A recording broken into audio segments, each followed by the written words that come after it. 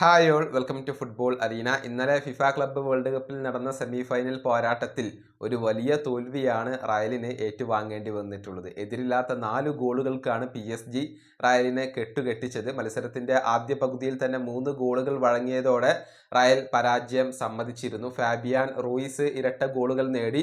Dembele അതുപോലെ തന്നെ Gonzalo Ramos എന്നിവർ ഓരോ ഗോളുകൾ വീതം നേടുകയായിരുന്നു. മത്സരത്തിൽ PSG സമ്പൂർണ്ണ ആധിപത്യമാണ് പുലർത്തിയിട്ടുള്ളത്. എല്ലാ അർത്ഥത്തിലും റയലിനേക്കാൾ മുന്നിട്ട് നിന്നത് PSG തന്നെയായിരുന്നു. ആകെ 17 ഷോട്ടുകൾ അവർ ഉതിർത്തു.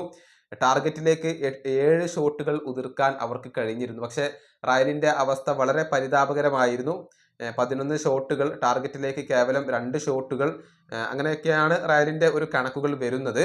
നേരത്തെ ഇന്റർ മയാമി അഥവാ ലയണൽ മെസ്സിയുടെ അമേരിക്കൻ ക്ലബ്ബ് എതിരില്ലാത്ത 4 ഗോളുകൾക്കായിരുന്നു PSG പരാജയപ്പെട്ടിരുന്നത്.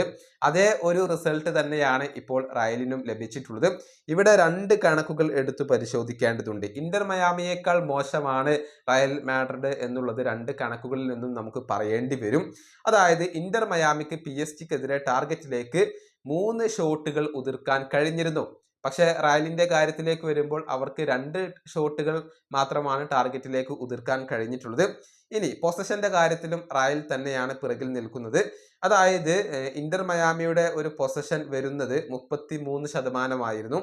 പക്ഷെ റയലിന്റെ പൊസഷൻ വരുന്നത് 31%. ഈ 2 കണക്കിലും ഇന്റർ മയാമിയാണ് റയലിനേക്കാൾ മുന്നിട്ട് നിന്നിട്ടുള്ളത്. ഇത് PSG-ക്കെതിരെയുള്ള കണക്കുകളാണ്. ഏതായാലും ഇതിൽ വലിയ പ്രസക്തിയൊന്നുമില്ലെങ്കിലും റയൽ മാഡ്രിഡ് വളരെ ദയനീയമായ പ്രകടനമാണ് നടത്തിയത് എന്ന കാര്യത്തിൽ സംശയങ്ങൾ ഒന്നുമില്ല. പ്രത്യേകിച്ച് അവരുടെ ഡിഫൻസ് മോശം പ്രകടനമാണ് നടത്തിയിട്ടുള്ളത്. ഈ വീഡിയോ അവസാനിപ്പിക്കുന്നു. അടുത്തൊരു വീണ്ടും കാണാം.